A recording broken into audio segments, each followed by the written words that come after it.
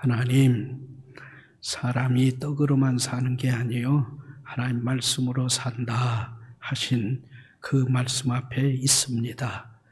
지금까지 체험케 하신 그 말씀을 주셔서 살게 하옵소서.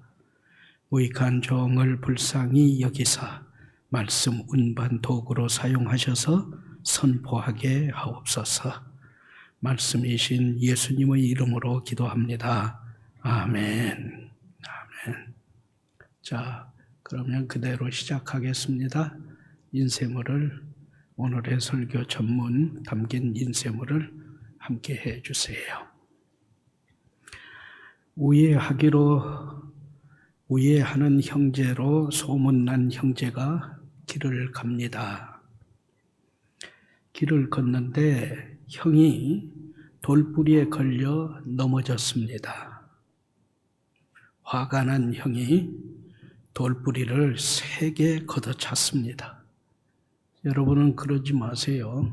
잘못하가 발목 큰일 납니다. 걷어차지 마세요. 3개 걷어차니 그 돌부리가 뽑혀 구르는데 보니까 금덩어리예요. 누런 금이에요. 놀란 형이 구르는 금덩어리를 냉큼 주어서 가슴에 품고 환호합니다. 이야! 이를 본 동생이 말합니다. 형님, 나도 좀 만져봐요. 형이 주었겠죠? 금덩어리를 받은 동생이 아주 좋아합니다. 그 꼴을 못 본 형이 내 거야 그러면서 뺏어갑니다. 형제는 이후에 말이 없어졌습니다. 얼마 후에 형제가 강을 건너는데 형이 갑자기 품 안에 금덩어리를 꺼내서 강물에다 던져버렸습니다. 동생이 깜짝 놀라서 형, 왜 버려? 미쳤어요? 그러니까 형이 웃으면서 동생한테 말합니다. 아우야, 우리는 우애하기로 소문난 형제였어. 그런데 금덩어리 하나 생기니까 어떻게 됐니? 그까짓 금덩이 하나 때문에 우리 형제 사이가 이전 같지가 않았다. 이야, 그까짓 금덩이 하나 때문에 그래요. 그래서 없애버렸다.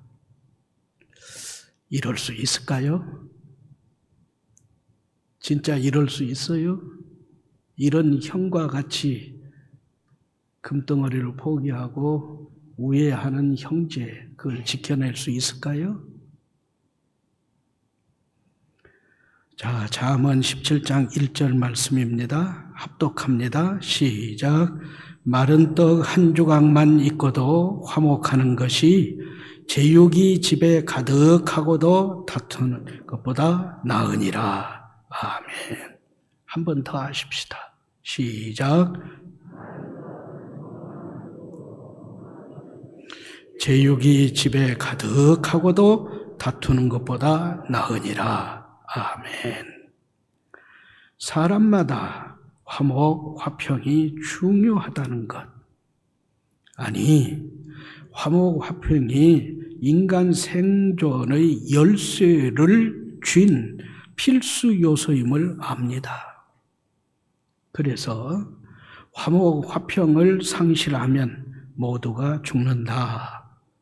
누구도 살아남지 못한다. 잘 압니다. 사실 그래서 하나님은 유일하신 아들 예수님을 화평케 하시는 화목제물로 내놓으셨습니다. 그리고 가정은 가와만사성, 가정이 화목하면 만사가 다 이루어진다. 그러잖아요.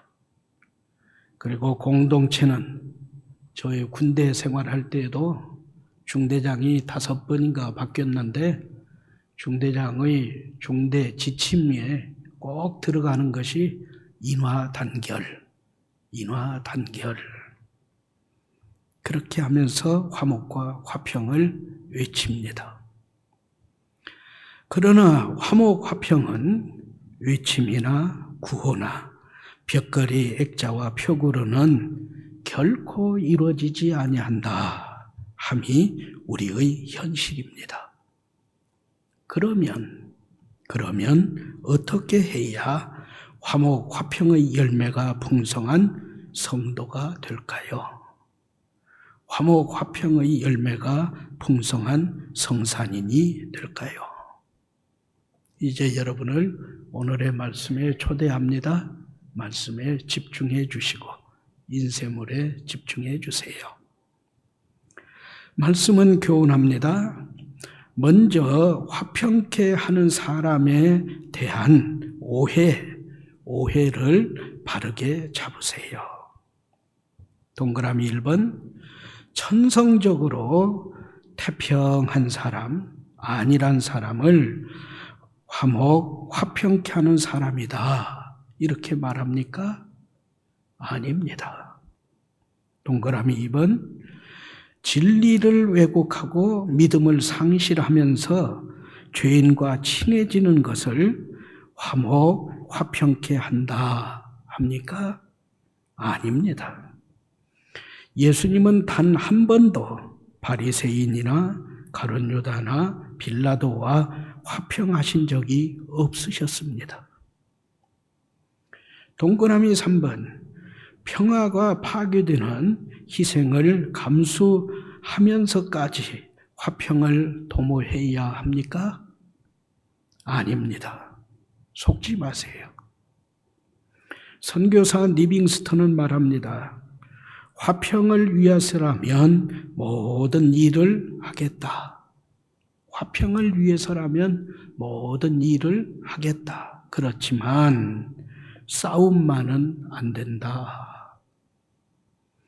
오늘까지의 인류 역사에서 평화를 내세우지 않는 전쟁, 평화를 내세우지 않는 테러, 평화를 내세우지 않는 다툼을 보셨습니까? 다 평화를 위해서 전쟁한다고 합니다. 속지 마세요. 화목, 화평은 성령 하나님으로 말미암은 두 번째가 아니라 세 번째 열매로서 서로 사과함으로 이루어집니다. 예수님의 교훈이죠. 서로 용서함으로 성립됩니다. 이 두 가지 방법, 곧 서로 사과함으로 서로 용서함으로 화평이 이루어지지만 이 역시 하나님께서 힘쓰는 자에게 주시는 선물이기 때문에 화평은 어떤 명분에서도 화평 그 자체로 지켜지는 화평이어야 합니다. 아멘. 말씀의 교훈입니다. 말씀은 교훈합니다. 화평은 예수님 안에서 그리스도 예수님 안에서 하나님과 화평을 이루면서 시작됩니다. 야고보서 3장 13절부터 18절 말씀을 쉬운 말로 풀이합니다. 마음에 시기와 다툼을 품고 진리 아닌 거짓을 말하면 이것은 마음에 시기와 다툼을 품고 진리 아닌 거짓을 말하는 이것은 하늘 아닌 땅의 것입니다. 욕망의 것입니다. 마귀의 것입니다. 그래서 혼란과 악한 일만 있습니다. 그러므로 하나님께서 주신 지혜, 총명, 선행, 온유함으로 무장한 성도는, 우리 성산인은 성결, 화평, 관용, 양순, 긍휼, 선한 열매가 가득하고 편견, 거짓이 없어야 하며 화평으로 심어 의의 열매를 거두며 그 사람은 화평케 하는 사람이다. 이 칭찬을 받으세요. 할렐루야, 할렐루야, 아멘. 왜냐하면, 왜 이렇게 해야 하느냐 하면, 이 하나님과의 화평을 이루고 안기고 나누기 위해 예수님께서 십자가에 못 박혀 죽었기 때문입니다. 예수님의 십자가는 모든 막힌 담, 하나님과 나와 너, 나와 환경 사이에 막힌 담을 모두 다 허무셨습니다. 그러므로 성도된 성산인 우리 한 사람은 예수님의 십자가로 막힌 담이 다 완벽하게 무너진 사건을 자기 삶에 채워야 해요. 먼저 이것을 체험해야 해요. 먼저 하나님과 나와 나 자신, 나와 너, 나와 주변 환경 모든 것이 다 허물어졌다. 그걸 자기 삶에 채워야 해요. 동그라미 입은 모든 사람이 하나님과의 화평을 이루어야 한다는 궁극적인 목적을 가지고 평화를 사랑하고 사람들 사이의 불화를 제거하고 평화를 만들어야 합니다. 이는 왜 이렇게 해야 하냐 하면 우리가 먼저 예수님 안에서 화평을 이룬 새로운 피조물이 되었기 때문입니다. 화평을 이룬 새 사람이 되었기 때문입니다. 아멘. 먼저 내가 화평을 이룬 사람이 되었기 때문에 이제는 내 차례라는 것이죠. 이후 말씀은 하나님과 화평을 이룬 성도마다 화평을 이루어야 하는 영역을 교훈합니다. 괄호 1번 말씀은 교훈합니다. 예수님의 십자가를 통해 막힌 담이 무너져 하나님과 화평한 성도는 먼저 자기 자신과 화평을 이루세요. 아멘. 먼저 자기 자신과 화평을 이루어야 해요. 우리나라 국민의 자살률은 세계 1위입니다. 하루에 37명 혹은 38명이 자살을 합니다. 오늘도 그럴 겁니다. 안타깝죠.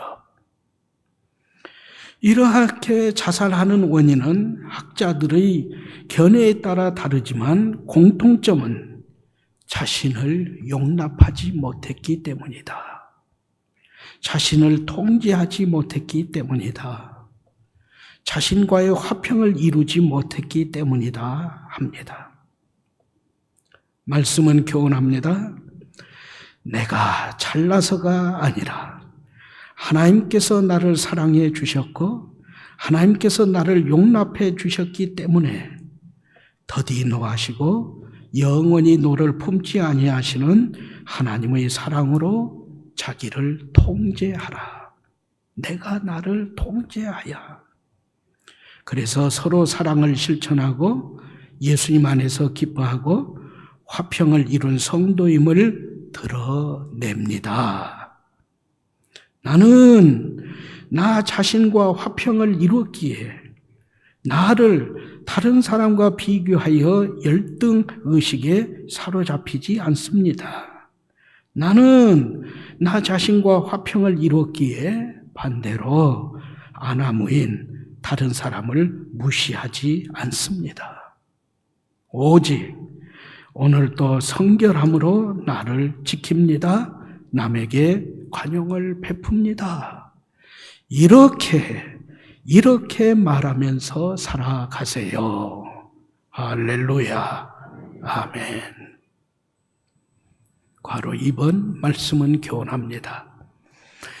예수님의 십자가를 통해 막힌 담이 무너져 하나님과 화평한 성도는 자신과 화평을 이룬 후, 자기 자신과 화평을 이룬 후 다른 사람에게 관심을 갖고 섬기세요. 아멘. 오늘의 말씀에서 곧 이 야고보서 3장 13절에서 18절 말씀에서 이어지는 야고보서 4장 1절부터 3절 말씀을 풀이하면 이런 내용입니다. 남에게 관심을 가지고 섬기세요. 곧 남의 권리를 짓밟지 마세요. 험담하지 않는 성도가 되세요. 만일 너 자신의 욕심을 충족하기 위해 너 자신의 권리만 주장한다면 너로 인하여 남의 권리가 침해당합니다. 험담이 오갑니다. 갈등이 첨예화됩니다. 그래서 마침내 싸우게 되고 결국 그러한 생활은 기도 응답을 얻지 못합니다. 참담한 수치만 당할 것이기 때문입니다. 아멘. 빵을 만드는 공장과 버터를 만드는 공장이 함께 옆에 있었습니다. 근데 그 빵을 만드는 공장에서는 옆에 버터를 만드는 공장의 버터를 사서 빵을 만들었어요. 근데 시간이 갈수록 옆에 버터 공장에서 사오는 버터의 양이 적어집니다. 1kg짜리 버터를 사면 이게 1kg이었다가 900g이 되었다가 800g이 되고 750g이 되고 점점 줄어듭니다. 버터가 그렇게 돼요. 이거 봐라. 그리고 기회를 노렸는데 마침내 건수를 잡았습니다. 그래서 버터 공장의 주인을 고발해서 법정에 세웠습니다. 재판을 하는데 판사가 버터 공장 주인에게 묻습니다. 어떤 저울을 사용하세요? 어떤 저울을 사용하길래 버터의 그 무게가 점점 줄어드는 겁니까? 틀리는 겁니까? 버터 공장 주인이 말합니다. 죄송합니다. 저희 버터 공장엔 저울이 없습니다. 저울이 없다고요? 그러면 어떻게 버터의 무게를 잽니까? 어떻게 버터의 무게를 알아요? 버터 공장 주인이 말합니다. 간단해요. 1kg 빵의 무게와 같이 달아가지고 똑같이 하면 됩니다. 1kg 빵 무게와 똑같은 버터에 만들면 됩니다. 그래요? 그러면 그 1kg 빵은 어디서 사옵니까? 그랬더니 버터 공장 주인이 말해요. 우리는 항상 저 제빵업자에게서 빵을 사 먹습니다. 대답을 했어요. 무슨 얘기인지 아시겠어요? 버터 양이 왜 자꾸 줄어드는지 아시겠어요? 버터 공장 주인은 옆에 빵 가게에서 빵을 사와가지고 그 빵의 무게대로 버터를 만들어서 팔고 제빵업자에다가 버터를 제공해 준 거예요. 판 거예요. 그런데 문제는 뭐였어요? 제빵업자의 빵이 점점 줄어든 거예요. 1kg이 아니라 900g, 800g, 750g이 된 거예요. 그러니까 그 빵을 저울 삼아서 버터를 만들었던 버터의 그 무게가 점점 쫄아든 것이었죠. 문제는 버터 만든 공장에 있는 게 아니라 제빵을 만들었던 제빵업자의 그 거짓말로 제품을 만든 것이었죠. 말씀은 교훈합니다. 세상이 잘못되고 교회, 가정, 직장의 말썽 생김이 나 때문인지 아닌지 살펴보세요. 잘못은 내가 저지르고 남 탓이라 판단한다면 화평은 요원할 뿐 결코 얻지 못합니다. 가로 3번 말씀은 교훈합니다. 예수님의 십자가를 통해 막힌 담이 무너져 하나님과 화평한 성도는 모든 사람, 모든 상황에서 화평을 만들며 살아가세요. 아멘. 곧 하나님께서 예수님 안에서 이루어 주신 하나님과의 평화를 모든 사람, 남편, 아내, 배우자에게, 부모에게, 자녀에게, 형제, 자매, 동기에게, 친구, 동료에게, 이웃에게 나눠주고자 평화를 만들어 가야 합니다. 평화를 만들어 가야 해요. 그래서 피스메이커 그러잖아요. 예수님께서 말씀하십니다. 화평케 하는 사람은 평화를 자기의 삶으로 실천하며 만들어가는 사람이다. 아멘. 하나님은 예수님의 십자가로 막힌 담을 모두 허무시고 하나님의 화평을 주셨습니다. 그러므로 성도는 예수님의 십자가로 막힌 담이 무너진 사건을 동그라미 1번 자신의 삶에 채워야 해요.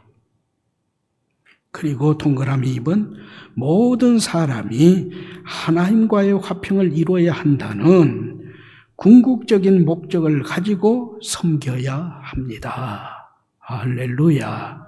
아멘. 온유한 마음과 관용으로 혀의 재갈을 먹이세요. 말씀으로 평화를 이루는 방법을 강구하세요. 그래서 평화를 사랑하고 사람 사이의 부활을 잠재우고 가정, 교회, 세상의 평화를 만드세요. 이것은 평화를 사랑하고 사람 사이의 불화를 잠재우고 가정, 교회, 세상의 평화를 만드는 이것은 하나님을 만나고 나를 향한 하나님의 뜻을 이루어드리는 성산인의 삶입니다. 아멘. 이것은 제가 자료에서 인용한 것입니다. 주후 2001년, 지금부터 21년 전이죠. 이스라엘 예루살렘 한 콘서트홀에서 연주를 마친 세계적인 지휘자 다니엘 바렌보임이 박수 치면서 앵콜을 요청하는 청중에게 묻습니다. 앙코르 곡으로 바그너를 연주해도 되겠습니까? 박수를 치면서 앵콜 하니까 앵콜 곡으로 바그너가 작곡한 곡을 연주해도 되겠습니까? 묻는 거예요. 관객들이 웅성거립니다. 왜냐하면 이스라엘 땅에서 바그너가 작곡한 곡을 연주하는 것은 금기였기 때문입니다. 바그너가 작곡한 작품이 히틀러 나치 정권의 선전 도구로 이용된 탓입니다. 바그너가 작곡한 곡을 히틀러가 나치 정권이 자기들을 선동하고 군인들이라든지 백성들을 으쌰으쌰하고 만드는데 그 곡을 많이 인용했다는 것이죠. 대다수 청중은 박수로 환영합니다. 괜찮습니다. 좋습니다. 그러나 흥분한 소수의 청중이 소리치면서 반발합니다. 나치 독일의 만행을 기억하라. 안 된다. 안 돼요. 이에 같은 유대인 지휘자 바렌보임, 바로 다니엘 바렌보임도 유대인이었어요. 히브리어로 호소합니다. 무려 40여 분 동안이나 계속 설득하죠. 뭐라고요? 그 내용은, 핵심 내용은 이거예요. 바그너는 히틀러가 정권을 잡기 50년 전 이미 세상을 떠났습니다. 바그너와 히틀러는 무관합니다. 그리고 예술과 정치는 혼동해서는 안 됩니다. 설득을 한 거예요. 그리고 마침내 바그너의 트리스탄과 이졸테 서곡이 연주됩니다. 이 연주가 끝나자 청중은 기립박수로 열광을 합니다. 지휘자 바렌보임이 바랬던 것은 화해요 평화였습니다. 지휘자 바렌보임이 벌이려 했던 것은 원한과 증오였습니다. 원한 증오를 품은 사람은 늘 나는 정당하다, 나는 증오할 대상만 증오한다 말합니다. 그러나 이런 미움은 여러분들 경험하셨죠? 소풍날 쏟아지는 비, 소낙비에게 주먹질하며 욕하는 아이들 같은 짓입니다.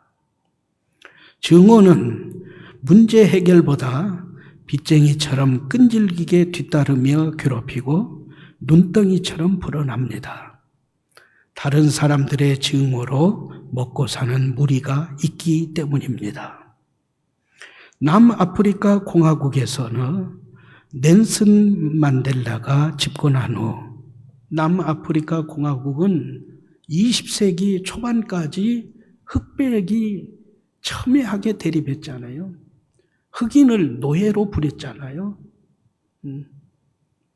그런데 흑인 넬슨 만델라가 대통령이 되면서 뒤집어졌잖아요. 세계 모든 사람은 이제 백인들은 다 죽었다 그랬어요. 흑인이 대통령이 됐으니 틀림없이 보복한다. 백인들은 다 죽었다. 그래서 일부 남아프리카 공화국의 백인들은 남아프리카 공화국을 빠져나가고 탈출했습니다. 그런데 넬슨 만델라가 집권한 후 그가 만든 건 진실과 화해위원회입니다. 넬슨 만델라가 내세운 건 이거예요. 진실 규명도 필요하다. 진실 규명도 해야 한다. 진실 규명도 좋다. 그러나 국민적 화해가 우선이다. 이 판단이었습니다. 증오를 먹고 사는 무리는 항상 존재합니다. 성도는 그들에게 휘둘리면 안 됩니다. 분노와 원하는 그들의 자양분이니 이해와 사랑으로 그들이 설 자리를 제거해야 합니다.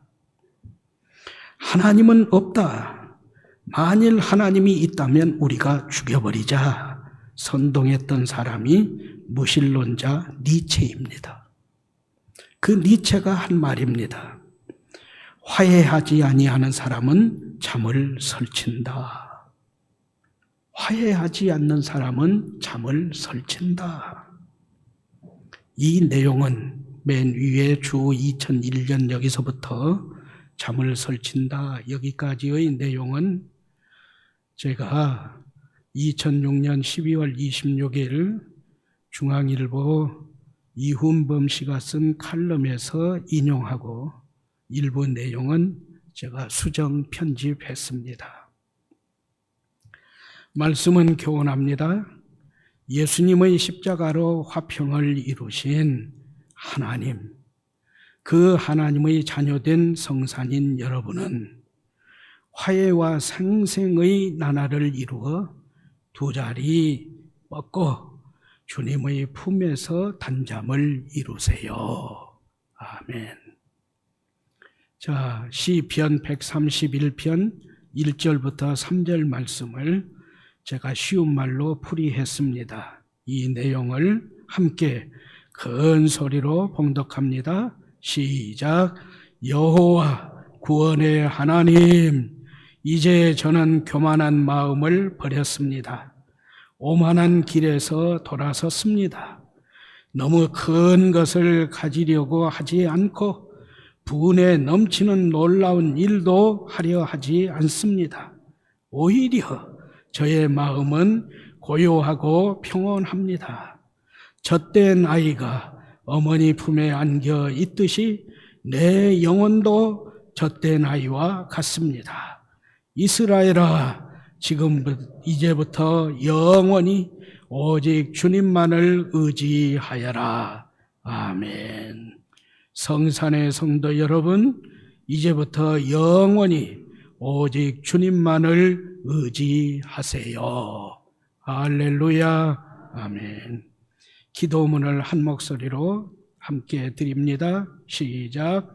하나님, 예수님 안에 있으면 살고 예수님께로부터 떨어지면 죽음의 생명 관계로 살게 하시니 평생 감사합니다. 간절한 마음으로 기도합니다. 서로 사랑하는 열매, 예수님 안에서 항상 기뻐하는 열매, 예수님의 십자가를 이룬 화평을 모든 삶의 영역에 채워 화평케 하는 사람으로 살게 하옵소서. 평화의 왕이신 예수님의 이름으로 기도합니다. 아멘.